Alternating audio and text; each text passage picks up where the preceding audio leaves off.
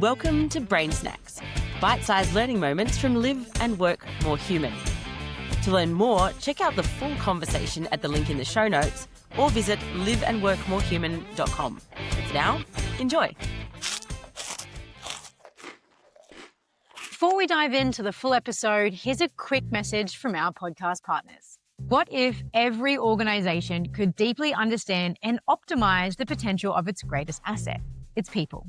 Humanico blends cutting-edge insight with powerful organisational intelligence to give leaders a single, clear map of their people and how they thrive.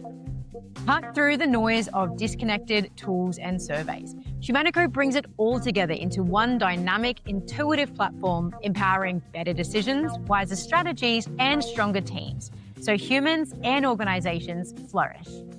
Humanico, putting people first at every level.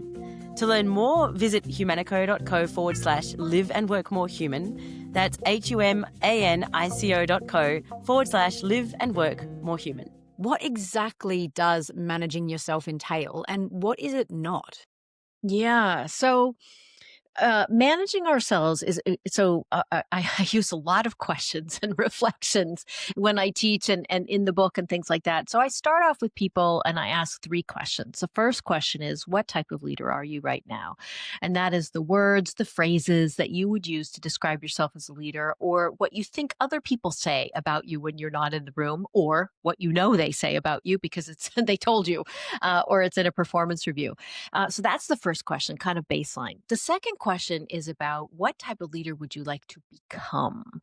What words and phrases would you like to be able to use, or would you want other people to use about you? And then that third question is about, okay, what's the delta? What's the difference between the first question and the third one?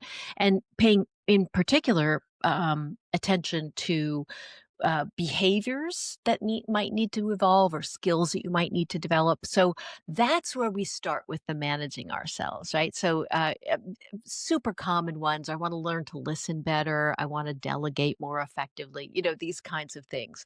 And so that's where we start with managing ourselves, but it's toward a purpose, right? Love that so much, Margaret. It's so interesting. In a lot of the consultancy work that Alexis and I do, we use this concept of intention impact gap. And it sounds like there's a lot of sort of similarities there, because we can have all of the best intentions as a colleague, as a leader. But if we're not actually being very cognizant about what the actual impact is and trying to bridge that gap, we're never going to be the leader that we really want to be. So I love that you elucidate this kind of, it sounds like a very self-reflective approach to ensuring that we're really showing up in the way that we intend to as a leader. Absolutely, because there is that a saying that we judge ourselves by our intentions, but other people judge us by our behaviors, which sounds very much like what you are talking about. And I find that a lot of times people they feel misunderstood. That I intend to be a great teammate or a great leader or something like this, but then somehow or other it's not translating, and they feel very misunderstood, and very oftentimes it's because those behaviors are not matching those intentions.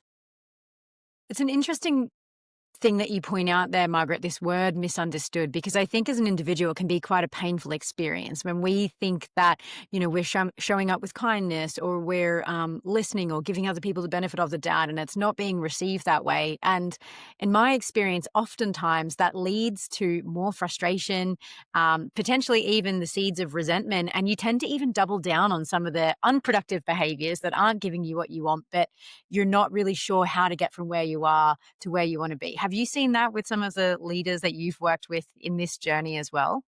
Absolutely.